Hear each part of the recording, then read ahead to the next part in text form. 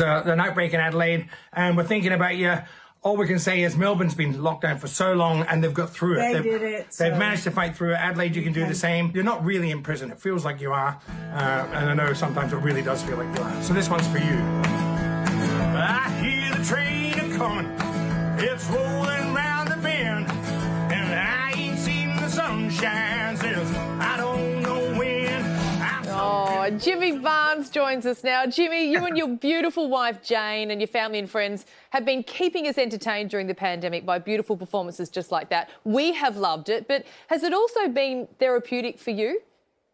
Oh, absolutely. We've loved it as well. I mean, I think we started doing it, it was like, 7 months ago now. We started doing it more, it was sort of our way of reaching out to the world and letting the world know that we're all there for each other. But it was actually really, really sort of cathartic and very therapeutic for us, But I've got to explain, a lot of people, I've been seeing all the comments on socials and stuff going, oh, it's so great.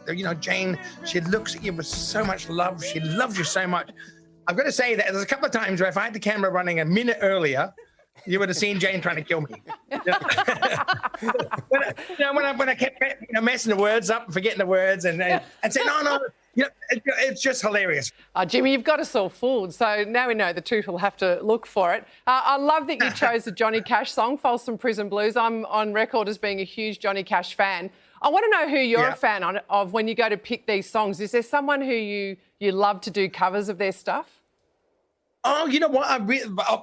I sort of grew up listening to Nat King Cole. So, my dad used to sing Nat King Cole when he was drunk. And so I like doing all the Mona Lisa, men have named you. I like doing all those things, But I'm a fan of music, and I'm keeping myself wide open because every song I do, I find something new about how to sing, which is really cool. Well, Barnesy, you'll be headlining the Red Hot Summer Tour next year with a heap of our favourites, and a couple of shows have already sold out. Now, no doubt audiences will have a newfound enthusiasm for live music, but you must be chomping at the bit. Well, we are. I mean, myself, and I know everybody, I speak to like Chris Chaney and the boy from the Hoodoos and all that sort of stuff. We're all dying to get out. We, as a rule, all the people like in the music industry, they're out working all year round. They're like you guys, they work hard, So we're used to being in front of audiences, and it just, to spend 7 months sitting in one place without an audience it's been challenging. So by the time we do get out there, we're just going to all go crazy. Hey, Jimmy, last month we lost a legend in Eddie Van Halen.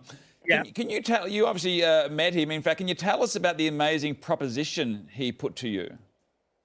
It was a funny thing, I was in Los Angeles. I was finishing up the Working Class Man album, and I'd been in the studio all day. And Mahalia was a baby. Jane was at an apartment we had in Los Angeles when she was watching the baby. And I came in from the studio about 6 o'clock at night, and Jane was rushing to get to the shop. She wanted to buy something, right? She said, "The baby's asleep. You watch the baby. I've got to go out." And I said, "Fine, no problem." And as she ran out the door, she said, "Oh, by the way, Eddie Van Halen rang for you." And I thought, yeah, sure he did.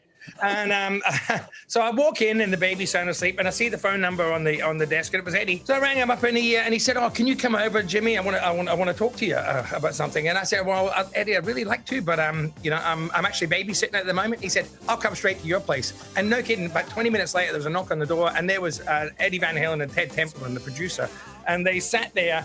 And basically, David Lee Roth had just left the band, and they asked me if I wanted to sing with them.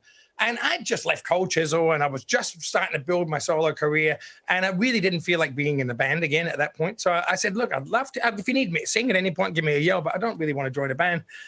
But he was, he was awesome. He's such an incredible guitar player. I've since heard, they actually, when Sammy Hagar left, there was people contacting the management, see if I wanted to sing then too. So apparently I've heard that Eddie was a bit of a Cold Chisel fan. He loved Mossy and he liked me. So that was very flattering, and I was really chuffed to be asked, and I wish I could have got to do something with him, but I never got the chance. Well, tickets to see Barnesy live on the Red Hot Summer Tour are on sale now, and all the details are on our website. Jimmy Barnes, thanks so much for dialing in.